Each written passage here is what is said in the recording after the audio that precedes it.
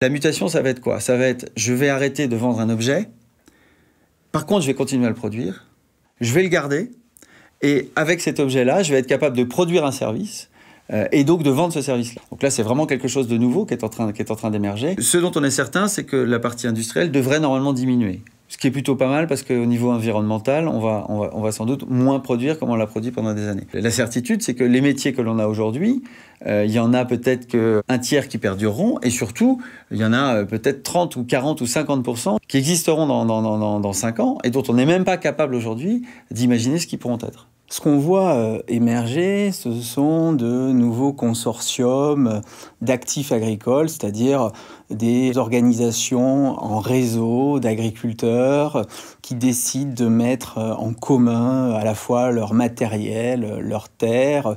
Cette mutualisation des outils de production, elle permet aussi à un certain nombre d'agriculteurs, notamment à des plus jeunes, de se libérer du temps de travail. L'emploi tel qu'on l'a construit au travers de la société industrielle est en train d'évoluer en tant que tel, et c'est finalement le travail ou l'activité qu'il faut réinterroger plus que l'emploi. Dans le travail collaboratif, sur des plateformes comme Drivey, quand vous louez votre voiture ou quand dans le covoiturage vous transportez des personnes, quand vous louez votre appartement sur une plateforme comme Airbnb, vous produisez des services. Faut-il reconnaître ces formes de travail? Faut-il les encadrer? Faut-il y développer des mécanismes de solidarité et de gestion des risques? Tous ces éléments-là doivent être aujourd'hui re-questionnés. La question, c'est est-ce qu'on sait faire? Et la réponse est oui.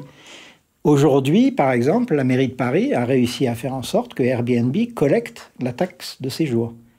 Le travail de création qui va se substituer au travail de tâches répétitives peut lui-même aussi comporter tout un certain nombre de risques, notamment dans ces logiques d'évaluation. Les formes de travail créatif sont beaucoup plus complexes à évaluer et nécessitent de repenser beaucoup de méthodes de management. Et donc la créativité, plus que l'innovation d'ailleurs, va permettre justement d'anticiper et de ne pas subir les mutations qui arrivent. On devrait être tout autant concerné du point de vue de la consommation que de la production, parce que les modalités d'informatisation du travail ont un impact sur les modalités de la consommation. On n'a jamais vu autant que maintenant le consommateur enrôlé et mis au travail.